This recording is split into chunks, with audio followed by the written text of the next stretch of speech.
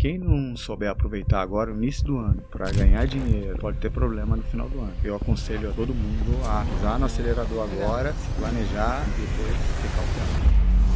Sérgio Lima, fundador da AD Dialeto, uma das principais agências digitais do país, adquirida pela Accenture em 2015, construiu uma trajetória ajudando marcas a crescerem com estratégia, mídia e performance. Hoje, CEO da Rakan Comunicação, agência reconhecida como a mais digital do Brasil. Não faça tráfego, faça mídia. Nós somos totalmente orientados. Quem investiu em base de dados lá atrás, em aquisição de cliente, hoje está rindo à toa. A maioria das empresas que ficaram focadas só na ponta do funil tiveram problemas. Todo mundo buscando a última linha, mas esqueceu a marca. Esqueceu de se conectar e se relacionar com o consumidor. 90% das agências não estão preparadas para entregar um bom resultado para essas marcas. Quando é que você olhou a campanha do concorrente? O que o concorrente está fazendo? Nossa guerra com as agências é justamente porque muitos donos de marca não têm resultado. Tem agências aí que dizem que atende 2.500 clientes. Como que você entrega resultado para 2.500 clientes? Não tem como. Como montar times de marketing preparados para performance e que entendam essa jornada de consumo. Como evitar entrar em furada com uma agência.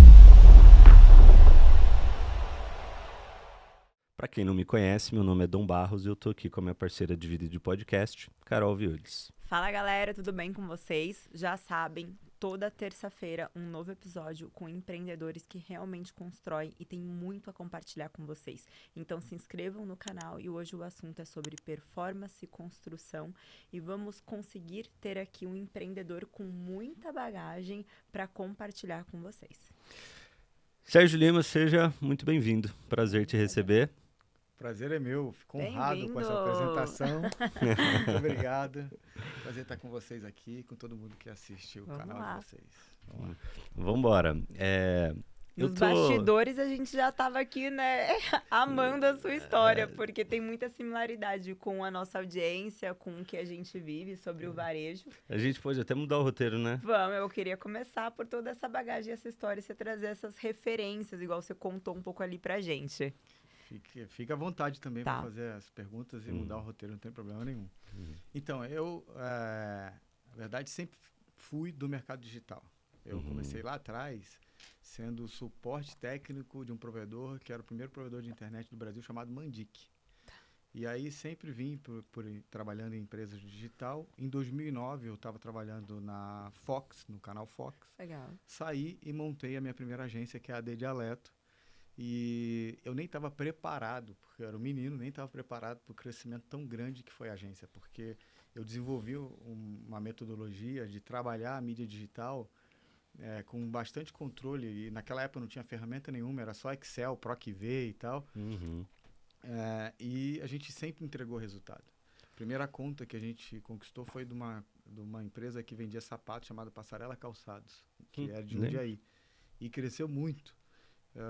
E depois a gente veio conquistando contas como Lojas Marisa, B2W, a gente atendia todas as contas, Americanas, Submarino, Shoptime. Aí ganhamos a conta da Ricardo Eletro, aí a gente foi conquistando várias contas. Então, a gente se tornou a maior agência do país, durante 4 anos, os maiores compradores de mídia digital do país. Em 2015, vendi a agência para a Accenture. Fiquei 2 anos de não compito, montei, né, a S8, que também cresceu muito rápido por uma coincidência. A gente atendia a Droga Raia, Drogazil, ganhamos a conta da Livelo, e aí a outra agência que atendia a Livelo também, e a Elopar, quebrou e a gente assumiu todas as contas. E aí foi um crescimento muito rápido. Eu acho que isso tudo tem a ver também com o meu lado espiritual, que Papai do Céu sempre abençoa. Amém. A gente cresce muito rápido. E hoje tenho a Rakan, que atende contas incríveis, uma agência que vai fazer 2 anos e contas como BYD, App Vida, que é o maior plano de saúde da América Latina também. Então, a gente cresce muito rápido e acelerado e sempre focado em dados, entregar performance e resultado. Legal. E além do Papai do Céu, né, que com certeza faz diferença, sim. Mas eu fiquei super entusiasmado quando eu escutei tua história e para saber mais, porque a gente vê no nosso dia a dia aqui um cenário completamente diferente, né? A gente se depara, eu quase que declaro guerra às agências. Porque, assim, a gente recebe clientes que chegam na nossa mentoria, né, donos de marcas, querendo escalar no digital, vender mais, melhorar a parte de performance, de influente, marketplace, construção de comunidade, etc. E eles já passaram, às vezes, por 2, 3, 5 agências e já estão desacreditados. Acha que performance, tráfego não funciona mais, que influenciador não dá certo, que já perdeu o time. E a gente sabe que não é o caso, né? E você vem com um cenário completamente diferente, de muito sucesso, né? E eu sei que as coisas vão mudando ao longo do tempo e mudam rápido. Se você puder compartilhar um pouco do que você acredita que você fez de diferente em cada fase para te ajudar a, na contramão, né, da maior parte das agências, você ter crescido e ter, enfim, né, ter tido esses cases de sucesso. E ter gerado resultado para os clientes, né? Sim. Porque a nossa guerra com as agências é justamente porque a gente percebe muitos donos de marcas, muitos empresários que não têm resultado. Então, eles chegam muito frustrados, que já passaram por diversas agências e não conseguem faturar, não conseguem crescer. Todo mundo pergunta qual que é o nosso diferencial e a gente diz que a gente erra menos. E por que a gente erra menos? Porque a gente olha os dados. Nós somos totalmente orientados a dados. Então, o que eu vejo aí é que hoje qualquer um abre uma agência, ainda mais com essas mentorias online de quem nunca teve agência, ensinando a fazer o tal do tráfego pago. E aí eu entrei em guerra com, inclusive, essa terminologia de tráfego pago. Eu falo, não faça tráfego, faça mídia. Porque quando você faz mídia, você está falando em planejamento, pesquisa, dado, entendeu? Então, legal. Hoje, essa profissão de gestor de tráfego é apertador de botão. As ferramentas hoje, do Google, do Meta, permitem que qualquer um pode subir uma campanha em 5 minutos. Só que quando você sobe uma campanha em 5 minutos, você não olhou dado, você não fez pesquisa, você não fez benchmark, você não estudou. Eu sempre falo para os meus funcionários, eu falo, quando é que você olhou a campanha do concorrente? O que o concorrente está fazendo? Né? Que dado trouxe esse planejamento que você está querendo executar no cliente? E hoje não. Aí você pega agências, tem agências aí, que eu não vou citar o nome, por ética, mas que dizem que atende 2.500 clientes. Como que você entrega resultado para 2.500 clientes? Não tem como. Entendeu? Então, assim, eu atendo 20 clientes e olhe lá. Se puder, ainda reduzo a nossa carteira para entregar mais rentabilidade e ter uma relação mais profissional com os nossos clientes. Não tem como. Aí você começa... Aí eu fico vendo, né? Outro dia eu estava conversando com um dono de agência e ele falando, o que você está fazendo aí que está dando certo? Porque eu estou querendo melhorar a minha margem e estou contratando um jovem aprendiz. Eu falo, pelo amor de Deus. Entendeu? Eu estou querendo melhorar minha força de trabalho.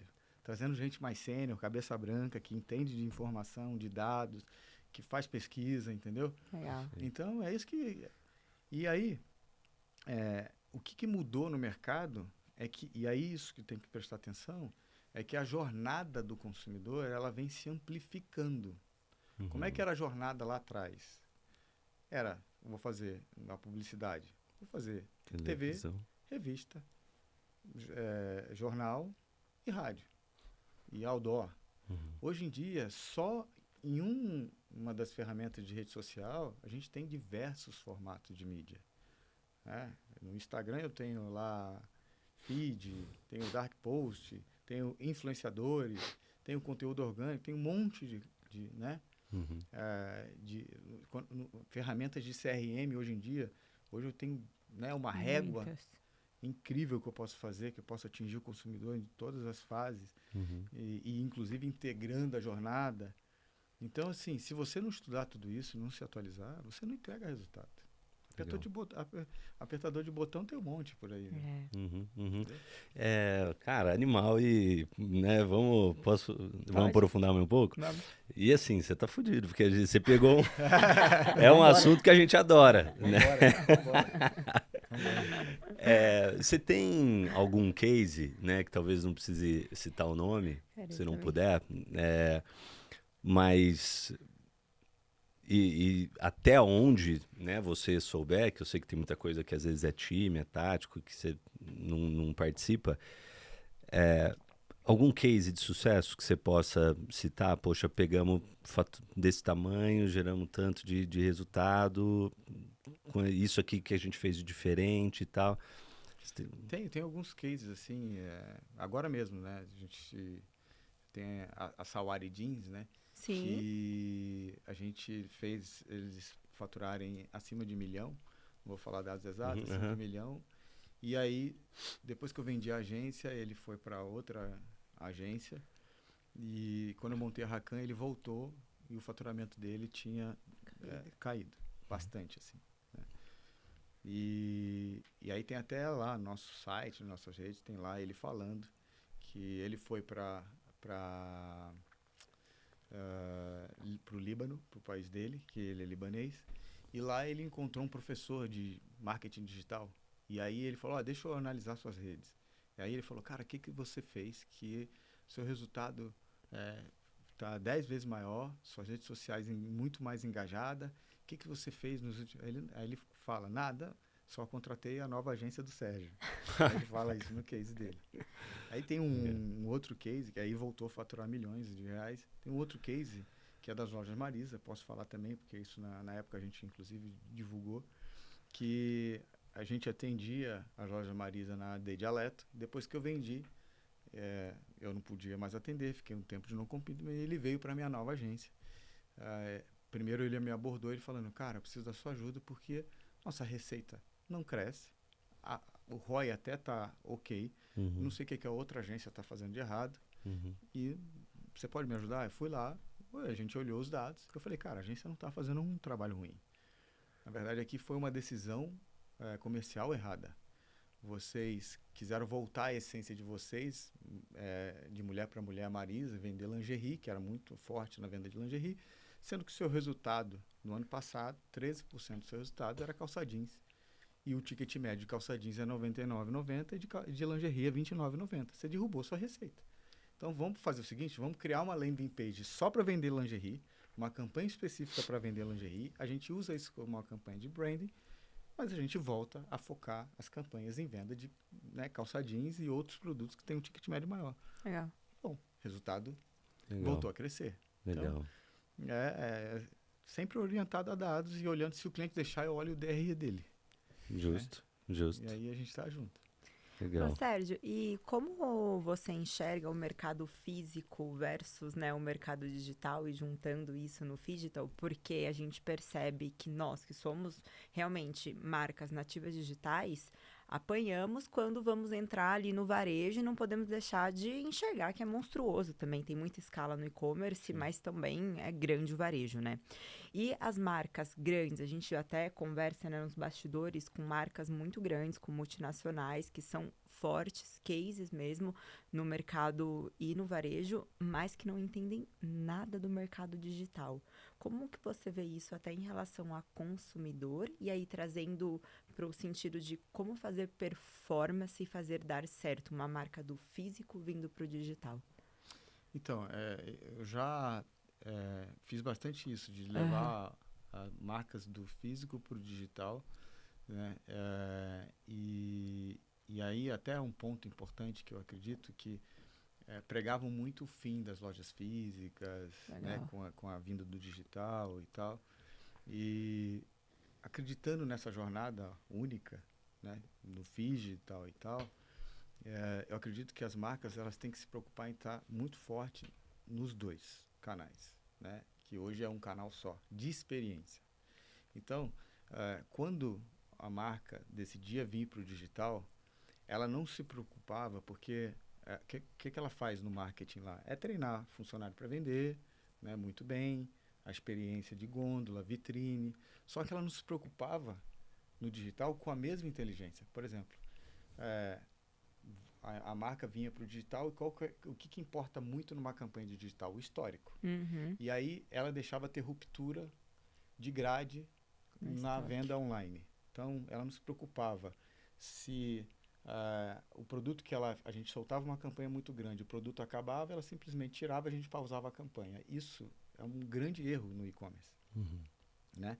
Então, outra coisa também, a venda não acaba quando você efetiva a venda no carrinho de compra. Tem muito que vocês falaram aqui que vocês fazem, que é o pós-venda. O cliente só é cliente quando ele compra pela segunda vez. Pela primeira vez ele está testando e o ticket médio é menor. Quando ele volta, o ticket médio é maior, ele já gostou da experiência, né, e ele vai se tornar um cliente. Então, tudo isso as empresas achavam que elas não deveriam fazer, que elas não fazem no mundo físico, não faziam, e agora estão fazendo por causa da estratégia digital, né? Mas você ia lá na loja comprar uma roupa, você comprava a roupa e ia embora, você não recebia um e-mail marketing, um folder na sua casa, uma carta, ninguém estava nem aí, a experiência era dentro da loja. Só que agora você vai para o digital, você compra, imediatamente você tem que mandar um e-mail, né? No mínimo um parabéns pela sua compra. E obrigado. ainda um WhatsApp, né? Exato, ou no WhatsApp, né? E já uma outra oferta para que você possa, né, vender. Um cashback. Um cashback, exatamente. Então, assim, essa experiência ela tem que ser única. E eu acredito muito que agora, com o digital se transformando cada vez autônomo, né, ferramentas de automação e tal, na venda, o e-commerce cada vez mais inteligente, entregando mais o que você quer e tal, isso também vai ficar um pouco cansativo para o consumidor. E aí ele vai buscar outras experiências. E aí vai ter que ser muito assertivo o ponto de venda, a escolha do ponto de venda, a experiência na loja física, o que você vai entregar. Você vê que a interação das lojas físicas está mudando cada vez mais. Porque elas têm que se transformar também numa experiência meio que digital ali, né, com bastante tecnologia para que as pessoas se sintam essa experiência integrada, entendeu? Legal. Então, isso eu acho que vai ser muito de... eu não acredito no fim da loja física, eu não acredito no fim do marketplace, do shopping. Acredito isso que vai cada dia mais, vai ficar divertido comprar, mais assertivo comprar. Muito bom. Eu tenho uma pergunta que eu não sei se... Enfim, eu acho que você vai ter uma boa resposta. A gente escuta falar que agência é bom para começar. E não é que a gente acredita, que a gente escuta falar, não. É que a gente fala também. Né? O pessoal fala, pô, tô com a agência e tal. E o que a gente fala? O que é core do seu negócio, você tem que ter interno. Para o negócio funcionar. Né? Porque, poxa...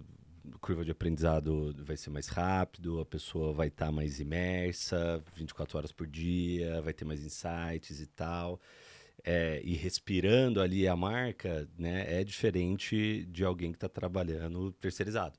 Sim. Né, que às vezes mais de um projeto e tal. Só que, de novo, você está me trazendo cases aí, grandes cases de sucesso que ficaram anos com você, o que quer dizer que eles estavam satisfeitos com o seu trabalho. O que você enxerga? E aí, trazendo até um pouco mais para o nosso mundo aqui, onde boa parte das marcas que trabalham com a gente são DNVBs. E talvez seja um cenário diferente das marcas que você trabalha. Mas o que você pensa disso? Eu penso que depende muito do negócio em si. Houve um movimento nos Estados Unidos que todas as grandes marcas resolveram internalizar e tirar a parte de marketing das agências. E esse movimento agora é ao contrário. Estão voltando para as agências. Por quê? Porque as marcas entenderam também que elas estavam reféns de funcionários que poderiam sair e levar estratégia, levar informações muito críticas e sensíveis para a concorrência. E isso fazia com que a empresa ficasse muito vulnerável. Quando você vai para uma agência, que é uma agência que tem compliance, uma agência estruturada, uma agência séria, que você tem contrato, tudo isso, você fica mais protegido. Uma coisa é um funcionário teu roubar a tua base de dados e levar para o teu concorrente, você acionar ele, uma coisa é você acionar uma empresa. Entendeu?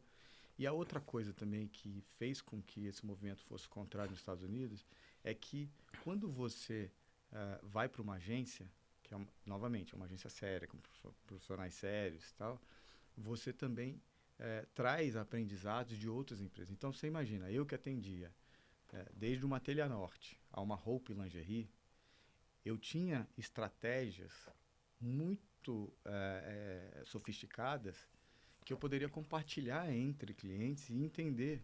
Porque eu dizia, olha, eu sei o que vende e aonde vende.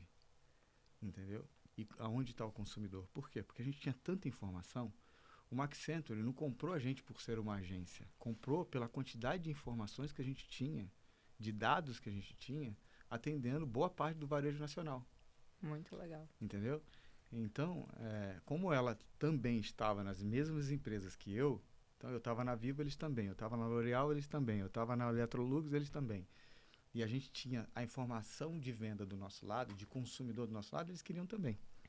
Então, isso faz com que qualquer e-commerce que vá para uma agência que atenda outros e-commerce ganhe tempo. Porque já foi testado. A gente, por exemplo, participou da maioria dos betas. Por exemplo, a gente ajudou a criar o Google Shopping. Por quê?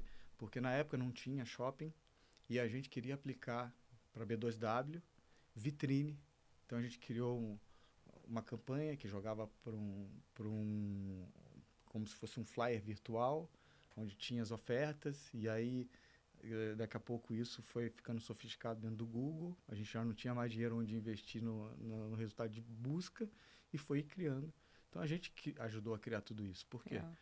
Entendeu? Foram aprendizados nossos, junto com a loja Marisa também, que a gente criou o catálogo online, e aí a gente foi criando. Desde 2009 até agora, a gente participou de grandes betas, tanto da Meta, tanto do Google. E isso, só estando dentro de uma agência, facilita. E outra coisa também, uma agência que compra grande volume de mídia, ela pega o telefone e ela fala com quem manda no Google, ela fala com quem manda no Meta, para resolver um problema muito mais rápido. Né? E você faz parte dos programas também de aprendizado, né? Do Meta, do Google e de outros, né? De outros canais de mídia, entendeu? Legal. Então tem um lado bom e um lado positivo. Agora, se você tem um negócio que você está começando, você entende muito do seu negócio, você entende de comunicação, você é um empresário que olha o dado, né? Então, eu acho que é bacana você ter a sua área de marketing internalizada. Perfeito. Agora, se você não entende, você tem que contratar quem entende. Entendeu? E assim, a gente nunca contratou uma agência, assim, né? Tipo, boa, né? Quando a gente começou, sei lá, pagar 10 mil reais por mês e esperar milagre também, né? Exato. Sabe por quê? Olha só. Você pega uma boa agência, um atendimento ganha 15, 20 mil reais. Aí você vai pagar 10 mil, só o atendimento da agência, que é um atendimento que entende, que olha um analytics e entende o que está lá. Aí você vai pagar 10 mil reais, 5 mil reais numa agência, o que você está contratando. Não tem jeito, entendeu? Então, é isso. Posso? Vai. Ô, Sérgio, eu tô muito curiosa, até para abusar aí do seu conhecimento. Foi, acho que até uma das perguntas que eu te fiz ali no nos bastidores, porque eu fiquei pensando, caramba, tanta informação e conhecimento do mercado, o que você está enxergando para o ano de 2026 em relação ao comportamento de consumo? Você enxerga, até trazendo um pouco sobre ticket médio para as marcas, a gente tem um cenário político, como que você está enxergando o ano de 2026 para as marcas? Então, esse ano, quem não souber aproveitar muito bem esse primeiro semestre, eu acho que vai ter problema, entendeu? Porque depois vem eleição, tem um cenário incerto, né? As pessoas vão retrair o consumo, tem Copa do Mundo, e as pessoas vão estar dispersas também. Então, assim, quem não souber aproveitar agora o início do ano para ganhar dinheiro, para ter resultado, pode ter problema no final do ano. Eu acho que a gente vai ter um cenário de Black Friday mais fraco, vai ter um final do ano mais fraco, com tudo isso que a gente está atravessando hoje no país e o reflexo da economia, que eu acredito que vai piorar. A gente vai ter problema na economia também, dado o cenário político. Então, eu aconselho a todo mundo a pisar no acelerador agora, se planejar e depois ter cautela. Olhando para tudo que está acontecendo, é óbvio que a gente espera que em algum momento as coisas vão piorar, né? Mas eu ainda estava deduzindo que, pelo menos para marcas que não trabalham com produtos de valor agregado muito alto, poderia ainda ser um bom ano, imaginando que o governo soltaria dinheiro por conta de eleição.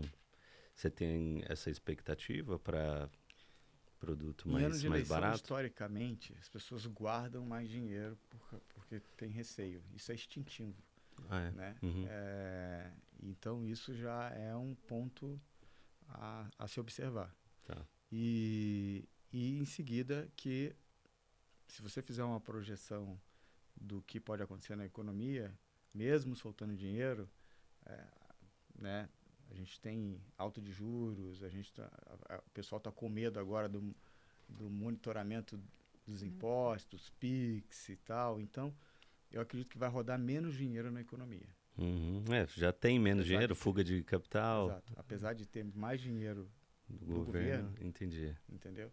E fora que o dinheiro do governo vai normalmente para as pessoas de baixa renda que não são nativos digital, que não estão usando tanto a venda online, tal, entendeu? Faz sentido. Importante, boa. Né? Vamos lá. E agora, falando até um pouco... Aliás, e comportamento do consumidor? Não quero deixar, para não mudar de assunto sem entrar nisso. O que você enxerga em relação...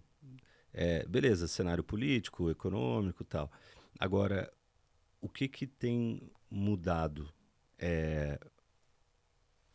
em relação ao comportamento do consumidor que influencia nas estratégias de marketing que devem ser utilizadas pelas marcas daqui para frente ou para esse ano, né? Por exemplo, com meta mais caro, que não tem a ver com o comportamento do consumidor, mas meta mais Sim. caro, né? A gente já começou a desenhar uma redistribuição de verba, trazendo um pouco mais ali para a parte de influência, diminuindo o meta, aumentando o Google, verba para teste de novos canais de mídia e tal. Então é uma mudança que a gente está fazendo por conta, né, do novo cenário. Agora, em relação ao que você acompanha de mudança de comportamento de consumo, o que você traz de diferente na agência aí para as marcas em 26? Uma coisa que a gente vem alertando, só para complementar, uma coisa que a gente vem alertando já faz uns 2 anos, é que as marcas tinham que tomar cuidado para não ficar vulnerável por poucos canais de mídia. A gente sempre aconselha que você distribua 30% do seu resultado máximo em cada canal, entendeu? E a gente vem falando, cara, investe em CRM, em base de dados, aquisição de cliente, para que você possa ter a liberdade de não anunciar em determinado veículo quando você achar que não é estratégico ou que inflacionou, né? O consumidor está cada dia mais caro e você tem que ser mais eficiente. É o que eu falo, não é só se preocupar com o valor de aquisição.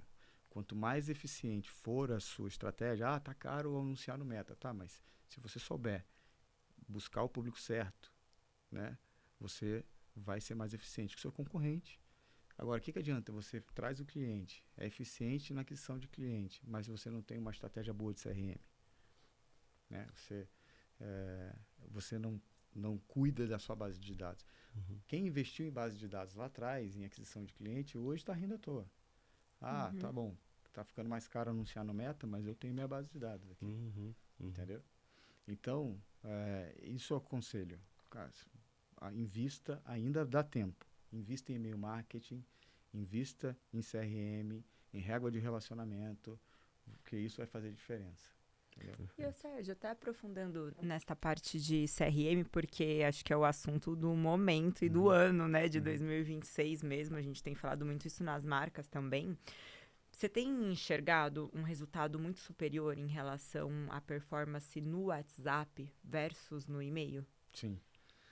Na verdade, eu acredito que tem que ser complementar, tá? Sim. Tem que ser complementar. Mas no WhatsApp, se você sabe trabalhar, se você é efetivo, né? Porque ele é relevante, passa informação relevante. Você tem muito mais resultado. Hoje é imediato, né? É imediato. O e-mail marketing funciona ainda, mas o WhatsApp tem que ser sempre a sua prioridade no relacionamento. Mas não só o WhatsApp, tá? Outras ferramentas também podem ser utilizadas, Telegram e outras ferramentas você pode utilizar para venda e para relacionamento. E tem que ser realmente uma preocupação de todos os que trabalham no digital, quem trabalha no digital. Legal. Quando você vende, né, você começa ali tua agência e naturalmente uma pessoa num começo de um projeto, né, dentro dessa área, você vai pegar ali um cliente e você olha ali para aquelas métricas mais simples, entre aspas. Então você vai ver, né, como que tá CAC, como que tá ROAS, né, como que tá CTR e tal. E aí, quando você amadurece, a gente está falando muito de não escalar um produto, né? A gente fala do sistema. A gente fala dos KPIs, né? Dos OKRs, a gente fala de governança, de processos, dos frameworks, dos playbooks. Que é onde eu imagino que você está hoje, né? Com o teu tempo aí de jornada. Como que você faz dentro da agência para não depender de heróis, né? De super profissionais que vêm, conseguem fazer um trabalho incrível, mas que em algum momento eles podem acabar saindo, né? Considerando também que as coisas evoluem rápido. Sim. Né? Como que você se mantém atualizado e com um time assim atualizado e eficiente para gerar resultado para os clientes? Então, eu acredito sempre no DNA da empresa. Né? E o DNA da minha agência sempre foi esse. É resultado, por quê? Porque esse é o meu DNA. Então, eu olho uma campanha de mídia, eu sei o que está certo e o que está errado. Sim, de imediato. Abre a campanha, abre o Google Analytics, 5 minutos eu sei o que está certo e o que está errado. Eu sempre falo, não está me gerando resultado. Abre a campanha, a gente vai analisar e vai ver, o lead está desqualificado. Abre aqui, a gente vai ver o que qual é a campanha.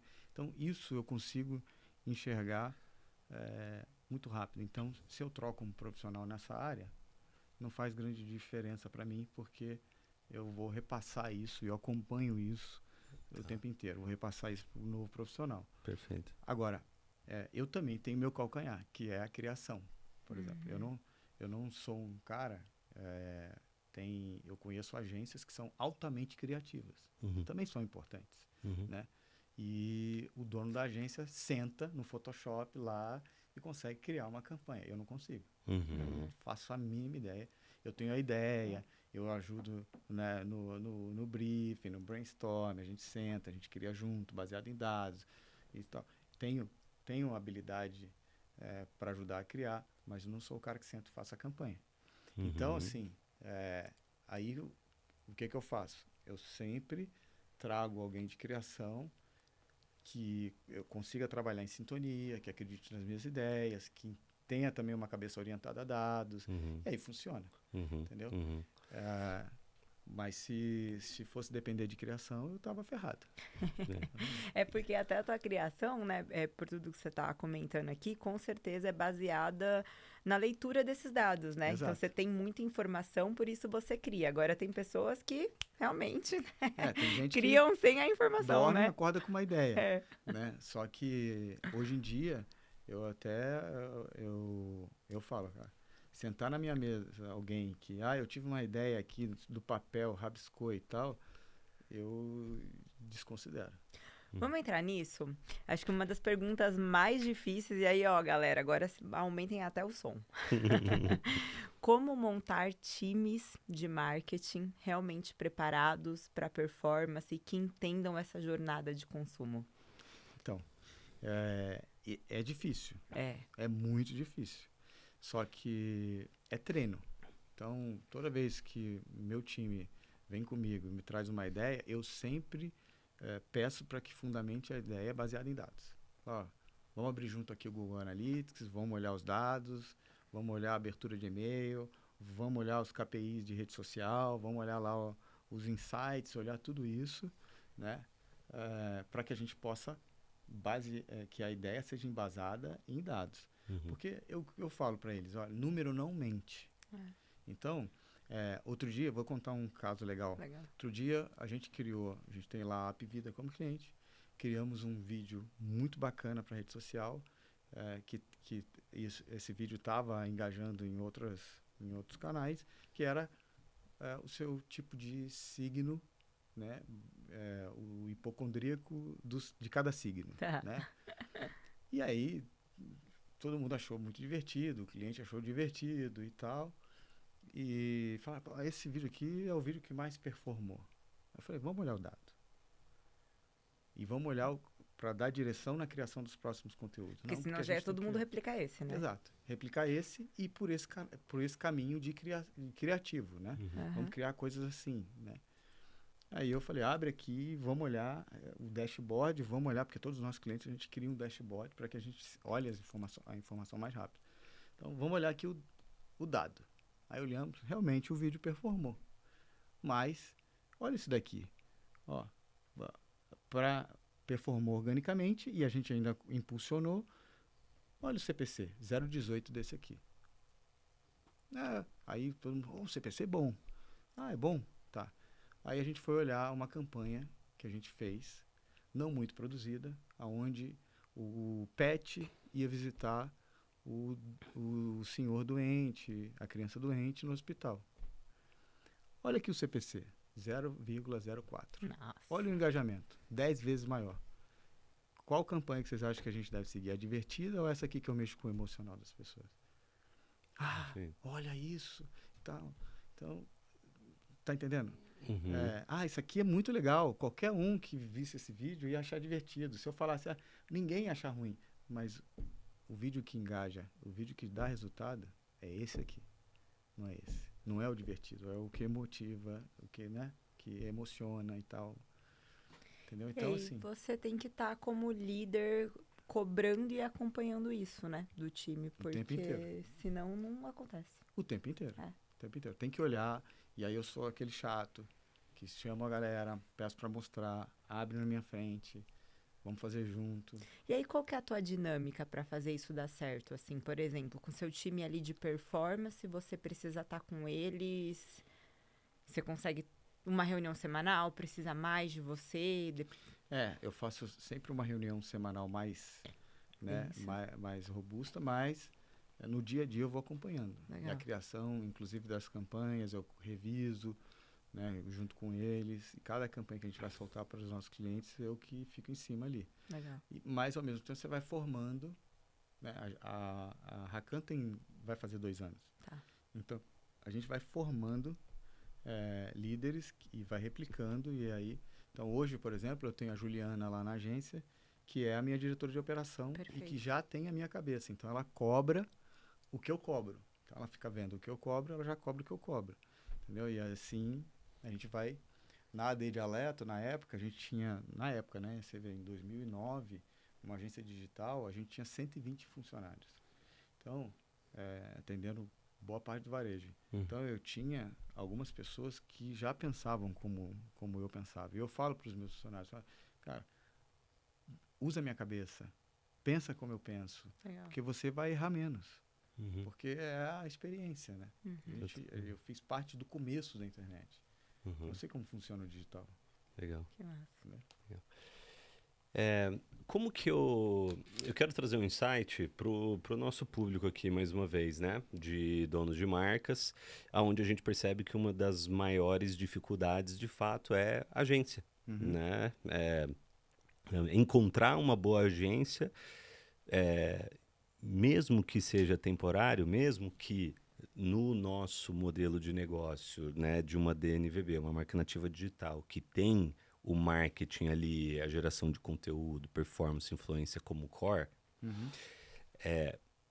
mas que ele saiba que é importante ele internalizar, às vezes, para resolver mais rápido, ele vai atrás de uma agência. Sim. E se a agência estiver entregando um bom resultado, que, né, continue. Agora,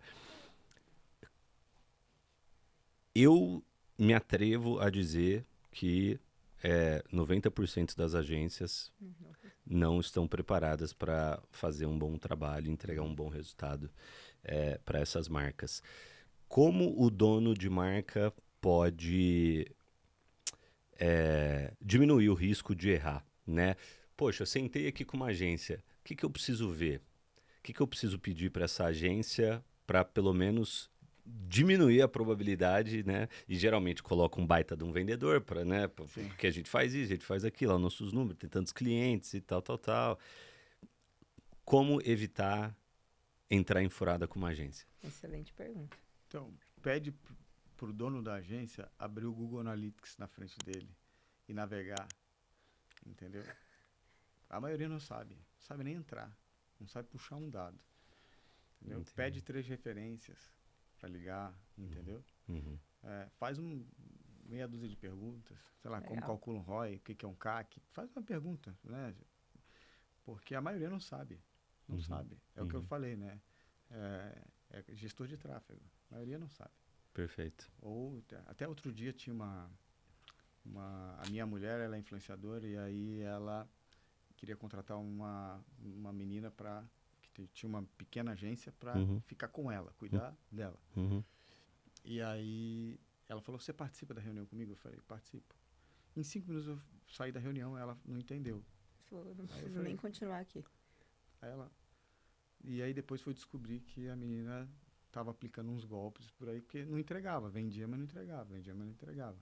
Caraca. E cobrava já um setup considerável, entendeu? Então, se você fizer meia dúzia de perguntas, você já sabe se é... Justo. Inclusive, e tem uma coisa também, tá? Que é o outro lado, que eu costumo dizer, cliente ruim, agência ruim. Cliente bom, agência boa. Legal. Que ontem eu estava numa reunião com um cliente novo, inclusive eu estava falando para ele, que ele estava falando, não, porque eu preciso de um planejamento, preciso disso. Eu falei, mas isso tem que partir de você. Quem conhece seu negócio é você. Quem tem que exigir, quem tem que criar a meta é você. Pode ser a 4 mãos, mas quem tem que dizer quanto vai faturar, né, que produto vai vender, a estratégia comercial é você, não é a agência. Verdade. Eu posso te ajudar, porque eu também tenho a experiência em formatar negócio. Mas quem tem que decidir é você. Entendeu? Então, às vezes o cara chega lá e ele terceiriza, né? Imagina você, mesma coisa que uma criança, você entrega na escola e fala, educa para mim. Não, você não pode terceirizar o seu negócio.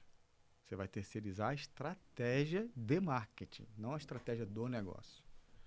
Entendeu? E isso acontece muito. A pessoa senta lá e fala, ó, quero vender. Mas quanto você quer vender? Qual que é o seu budget? A pessoa não sabe. Quanto você tem para investir? Né? E aí, normalmente eu falo, olha, o que você tem para investir em marketing é uma porcentagem do que você quer vender. Não é o contrário. Eu vou definir quanto você vai investir, para quanto... Não, eu quero vender 1 milhão, minha margem é tal, e o que eu tenho de budget é X% do meu resultado. Caraca, mesmo empresa grande acontece isso? Acontece. Não. Muito. Porque depende de quem está ali dentro, né? Se não tiver, né? E até porque algumas empresas grandes, as áreas não se falam. Então, é uma briga, às vezes, entre o marketing e o financeiro, entendeu? Então, são silos, entendeu? Oh, sabe uma coisa muito louca que a gente viu? E assim, esse ano foi engraçado, né? A gente voltou de férias. Posso contar? Será? Acho que posso, né? A gente voltou de férias. Qualquer coisa depois corta. A gente voltou de viagem. E aí no primeiro dia de trabalho, a Carol sentou ali a gente fazendo home office. Ela entrou ali na weekly de uma empresa, e na weekly da outra, e na weekly da outra, e na weekly da outra e tal. Na hora do almoço, assim, eu passei perto dela, ela tava chorando. Ela falou, meu Deus, o que eu tô fazendo? Tipo, porque assim, né, eu não sei se cheguei a comentar com você, mas ali no meio da pandemia eu dei uma quebrada, tal, vim reconstruir. Então, assim, a gente teve um período ali de muito trabalho, de muita dedicação, de muito sacrifício, tipo, 2 anos sem viajar, tal. para reconstruir a vida mesmo, né? E nisso, para acelerar as coisas, ao invés de pegar alguma coisinha e ir crescendo ali, poxa, a gente abriu 4, 5 e, sabe, pau em todos ao mesmo tempo. Então, sim, tem sido muito estressante, de fato, né? E, né, homem, às vezes, ainda leva melhor, mulher ali, às vezes, né, oscila mais e tal. E aí ela tava literalmente chorando, né? Ela falou, meu Deus, né, o tanto de problema que tem pra resolver, o tanto de coisa. Aí eu passei, eu falei, o que foi? Ela, esse ano não me chama pra abrir nenhum CNPJ mais. Eu não quero mais CNPJ. Agora, né? Porque antes ela falava, eu vou ser a Maria CNPJ. Aí Deus me escutou, entendeu? Aí começou. É isso, a gente tem que tomar cuidado com o que a gente fala. E tome um CNPJ, 2, 3, 4. E aí eu voltei, assim, das férias. Só que foram umas férias muito curtas. Foram só o recesso. E o ano passado foi muito exaustivo mesmo. E tirar do zero, existe um esforço, né? Diferente nosso, assim, mental, de energia. E aí eu voltei e a gente também não conseguiu voltar. Eu gosto de voltar e me organizar, e estruturar minhas metas. E eu voltei e não deu tempo de fazer isso. Então eu já cheguei weekly. De uma empresa da outra, mudando o assunto e mudando o problema. Eu falei, meu Deus do céu, o que eu tô fazendo? Aí ele passou, eu falei assim, esquece. Esse ano, assim, nada, eu não vou abrir, eu prometo, Deus, nenhum CNPJ. Eu não quero ver a ideia mirabolante na minha frente, eu não quero ver. Passou uma semana, a gente tava abrindo mais 2. Aí a gente ainda parou, repensou, falou, poxa, mas isso não tem sinergia. Aí tá muito fora. Aí a gente voltou pra, né, atrás. Mas, onde que eu quero chegar, né? Contei tudo isso pra né, ter a história aí, mas... a gente percebeu, uma das oportunidades, tem muitos dos nossos clientes de mentoria, às vezes eles viram pra gente e falam, poxa, mas eu não quero que você me ensine a fazer um trabalho com influenciadores, porque a gente ensina como que você mapeia, o que você avalia de métrica, validou, como que você aborda, como que você negocia, que tipo de contrato, como que você briefa, como que você acompanha. Então a gente ensina, né, o passo a passo. Mas eles não dão, eu não quero que você ensine, eu quero que você faça. Só que a gente não tinha essa mão de obra, né, essa agência para fazer isso para outras marcas, né, além das nossas.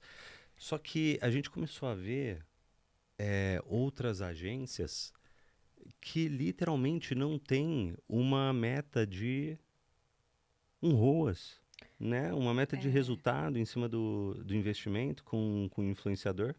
Assim, nas agências de performance, você sabe muito bem, assim, de performance, sim, né? Que já são ruins de dar resultado, mas pelo menos as pessoas sabem o que é um ROI, né? Sim. Agora, quando você entra nas agências de influenciadores mesmo, é muito mais uma assessoria entre o influenciador, e uma negociação com as marcas. Mas por trás, o bastidor, assim, disso é péssimo. As pessoas não têm a menor noção do resultado da campanha, e eu falo que elas não operam o e-commerce e nem têm essa leitura dos dados para entender. Quem está criando a campanha de influência dentro da agência não sabe se aquela campanha performou, sim, deu resultado. Como você fica bom em algo se você não mede aquilo que você faz? E pra mim isso é muito chocante. E você comentou dessa esposa que é influenciadora. Há 10 anos atrás, eu era influenciadora por hobby. E aí, quando eu comecei a montar as minhas marcas, eu trouxe muito forte isso da influência com viés meus de vendas e trazendo essa parte analítica, desenvolvendo um método. Então, quando eu comecei a ver isso no mercado, eu fiquei...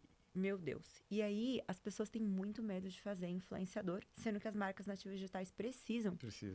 Só que é isso que acontece no mercado. Ou os profissionais não sabem fazer, ou as pessoas, quem está fazendo não sabe nada do resultado, não sabe nem o que é ROI. Exato, é isso. Não faz ideia.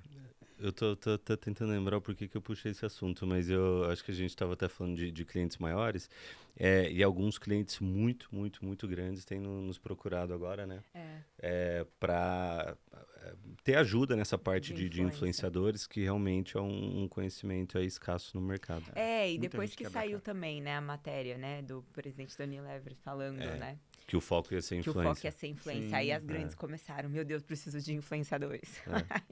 Que não são as celebridades, que elas estão acostumadas com as campanhas do off. Sim. 2 últimas perguntas. Primeira delas. Você tem acompanhado aí, né, as marcas no mercado, clientes seus. E o que eu queria saber da tua visão, né, e até onde você tem conhecimento, o que as marcas que estão performaram melhor ano passado e estão com uma projeção melhor para esse ano, você consegue avaliar e ter uma visão do que elas estão fazendo de diferente em relação a outras marcas que não estão performando tão bem? Sim. Tem um novo oceano azul, que é o oceano azul do branding. Todo mundo foi muito para performance também. Tá? Eu, que sou uma agência orientada à performance, tenho que reconhecer que a maioria das marcas deixou o branding de lado. Esqueceu a marca. Esqueceu de se conectar e se relacionar com um consumidor. Então, está todo mundo buscando a última linha, mas esqueceu da lembrança da marca, da latência, da publicidade e tudo isso. Então, as empresas que entenderam isso e entenderam que comprar a marca acabou ficando mais barato fazer marca, fazer ações de marca. E por isso está falando de influenciador, porque é uma estratégia de branding também, não é só a performance. É verdade. As duas, formação, né, de lembrança na cabeça do consumidor, performaram melhor. E a maioria das empresas que ficaram focadas só na ponta do funil tiveram problemas. Interessante. Entendeu? Porque você não pode abandonar. Não pode. Mas você pode fazer é que a maioria acha que branding é rasgar dinheiro. Mas você pode fazer um branding performance. Total. Né? Você pode acompanhar o resultado. E aí você também não precisa fazer isso o tempo inteiro. É só você medir essa latência de quanto impacto você gerou, qual que é o tempo, né, de lembrança de marca, e aí os momentos que você tem que ressuscitar essa proximidade com o consumidor. Né? E tem ferramenta para isso? Tem, o próprio Google Analytics que você mede. O próprio Google. Tá. O próprio Google Analytics você consegue medir. Entendeu? É que todo mundo faz... Bom você estar falando, porque a gente é muito focado também em performance. E todo mundo o que faz? O que mede? O primeiro e o último impacto. Né? First click, last click. Só que é a jornada. A jornada, esquece. Entendeu?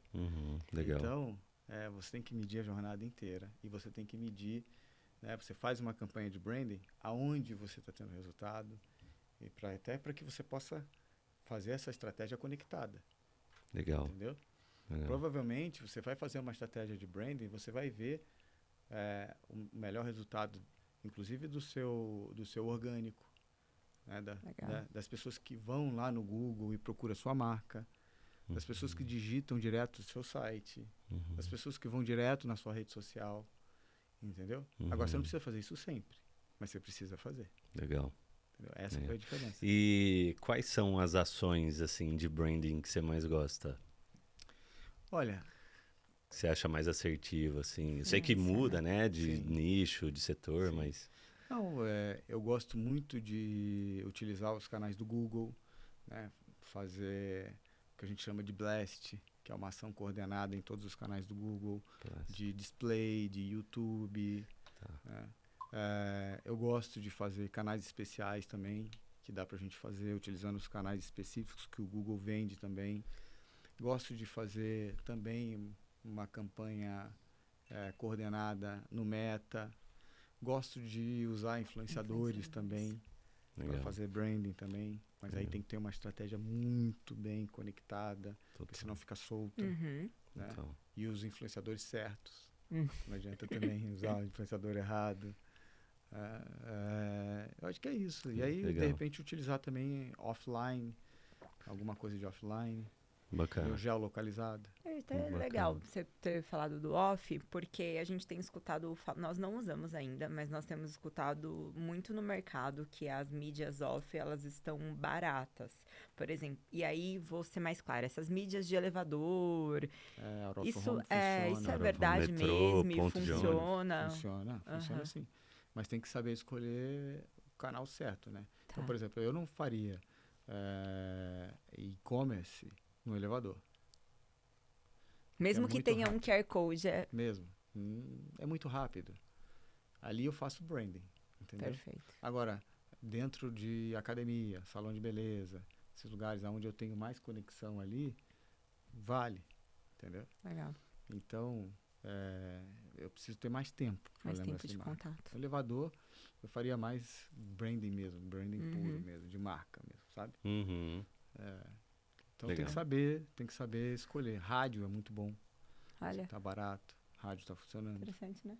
Interessante, ainda mais para público 45, 50 a mais, né? Também, escuta. Quer puxar as Última... ferramentas antes da última? Boa. Dá umas dicas pra galera? Boa. O pessoal sempre pede indicação, né? Tem tanta ferramenta hoje, tanta plataforma, tanta solução. E o que eu trago aqui não são as únicas boas, tá? Do mercado, tem muita coisa boa por aí, mas de todos que a gente testou, essas que a gente vai compartilhar aqui são as que a gente gosta e as que a gente de fato utiliza, né, nas nossas marcas. Então, começando ali por plataforma de e-commerce, né? Hoje a gente gosta muito da Shopify, né? E a gente está testando a Nuvem Shop. De checkout, hoje a gente utiliza o da Yamp, né, que trouxe ali a melhor conversão para a gente, parte de estrutura de recuperação de carrinho automático, super simples, dá para você customizar, tal, a gente gosta da Yamp. Gateway de pagamento, a gente usa a Dom Pagamentos, tá? Não é minha essa aí, mas das que a gente testou. Tem algumas outras legais do mercado, mas quando eu pego todas as variáveis e custo, benefício, essa é a que está trazendo o melhor resultado para a gente. Olhando, né, a gente falando de jornada de cliente, a gente utiliza uma plataforma muito importante para a gente, que é a Solomon, né, é um dash de BI ali, para você ter visibilidade de métricas importantes para a gestão do teu negócio, tem a parte de atribuição, de traqueamento, de first click, last click, para você entender a jornada do cliente e poder investir com mais assertividade. De ERP, a gente está usando da Omie, né? E tem marca que está com Bling também, né? CRM, a gente está utilizando da Martys, tá? Para fazer ali também, não só as regras de relacionamento ali com a base, mas toda a parte de pós-venda também. Além disso, falando de operador logístico, né? A gente estava falando de experiência do cliente mais cedo. Uma das partes mais importantes de experiência do cliente é prazo de entrega e custo de frete. Então, você tem que ser competitivo tanto em prazo quanto em custo. E a gente está hoje com a TPL, que é a antiga Platinum. A gente gosta muito deles. Renova Bi tá lá também. Enfim, Denavita e outras marcas do grupo. E eu vou puxar mais umas que eu utilizo aqui também, que eu, para a parte, né, de influência, eu utilizo muito para toda essa gestão de influenciadores e leitura de dados, a Pileia. Para a parte de atendimento, Cloud Humans, que nos ajudam, inclusive, né, com as AIs, no atendimento noturno, a conseguir ter um atendimento direto no nosso site estruturado, que pareça também um atendimento humano. E para lá a parte de live shop, que é um faturamento rápido para a marca, né, eu falo que ali num dia consegue trazer o seu faturamento do mês, se você fizer de forma assertiva. E a gente também faz com o Rafa da Live Shop Turbo. Legal. E a parte financeira, que é muito importante, né? Eu gostei, antes de você chegar, a gente recebeu o Alejandro Vasques, que é o sócio fundador ali da Nuvem Shop. E a gente perguntando de dicas ali, de insights, e ele falou, né, de uma história que tal, e o ensinamento dele foi fluxo de caixa. Fluxo de caixa. É isso que o empreendedor tem que, assim, monitorar de perto, fluxo de caixa. E, de fato, a maior parte das marcas quebram por conta de fluxo de caixa, né? Então, você precisa ter domínio dos números da tua empresa, CAC, LTV, você tem que ter uma DRL bem estruturada. Enfim, você tem que ter esse controle. Não é a minha especialidade, né? E por um tempo, como eu tive muita dificuldade com isso, eu acabei terceirizando. Eu descobri um BPO financeiro especializado em e-commerce que chama CFO Company, e foi uma das melhores decisões também, porque trouxe outro nível de planejamento, de previsibilidade, sabe? Orçamento do ano, a gente deixou isso muito mais refinado. Então fica a dica também. Certo? E os links na descrição também, para quem quiser. Maravilha. Pergunta final. A gente falou muito de negócio até agora, agora falando um pouco mais da parte pessoal, né? Inclusive o lema do podcast, do Made in Brasil, é trazer a história de pessoas comuns que construíram resultados incomuns. O que você acredita que o Sérgio tem, né, de característica ou habilidade que fez com que ele conseguisse construir um resultado acima da média?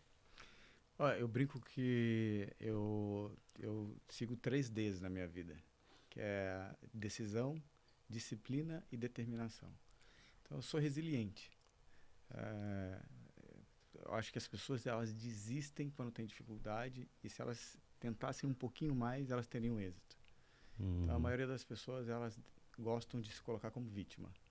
E eu não. Eu entro quando vem a dificuldade, que nem eu estou escrevendo meu livro que chama Imune ao Caos. Legal, bom nome. E quando eu entro no momento de dificuldade, eu entro em estado de guerra. E isso faz com que aumente meu foco e que eu consiga aprender mais, porque eu começo a entender aonde que eu errei, começo a querer estudar. Então, isso faz com que eu seja diferente da maioria. Eu acredito só por isso. Todos nós temos a capacidade, mas a maioria desiste. Se você não desistir, você conquista. Muito bom. Muito bom. Eu vi, aliás, o Trump falando isso esses dias no Reels, né? Dessa resiliência dele também, e que muita gente, assim, sabe? E cara, isso é tão verdade, né? Que tem dia que eu olho algumas pessoas que trabalham com a gente, sabe? Ou uma mentoria que eu vou dar, eu falo, nossa, esse cara é muito mais inteligente que eu, velho. Assim, ele tinha que estar no meu lugar aqui, mas faltou coragem, né? Faltou tomar risco, faltou resiliência. Exato. Né? Eu, algumas vezes na minha vida, eu fui abandonado, né? E isso só me fortaleceu. E a maioria das pessoas, quando se sentem abandonadas, elas fraquejam. Olha. Entendeu? Então, e se vitimizam, né? Isso tem que fortalecer. Legal. Porque é o que faz parte da vida. Quando você está no momento de baixa, você tem que entender que as pessoas não estarão com você. Poucas pessoas estarão. E é esse momento em que você tem que se fortalecer. Eu escutei um vídeo outro dia que fez muito sentido, que é sobre a prova. Vocês já ouviram? Não. Que é quando qual é o momento em que o professor não fala com você em nenhum momento? Né? Durante a prova? Durante a prova. E é quando Deus não fala com você, né? Uau. Que você acha que Deus te abandonou e que as pessoas não falam com você. É o momento que você tem que entender que você tem que estar sozinho. Que você tem que passar pela prova. Legal. E aí você vai ser aprovado ou não. Bacana. Depende do seu aprendizado. Muito legal. Né? Forte, né? Forte. Sérgio, obrigado pelo bate-papo, pela contribuição, pela entrega. Onde as pessoas também podem te achar, redes sociais da agência? Sim, a agência é @agência Racan. Meu é @Sérgio Lima e Sérgio Lima Club, que é onde eu falo mais sobre relacionamento, vida pessoal, essas coisas ali. Show. E no Sérgio Lima eu falo mais sobre marketing, legal, sobre comunicação. Muito Animal, bom. Obrigado mais uma vez. Esse foi Sérgio Lima no Made in Brasil. Ai. Boa. Obrigado.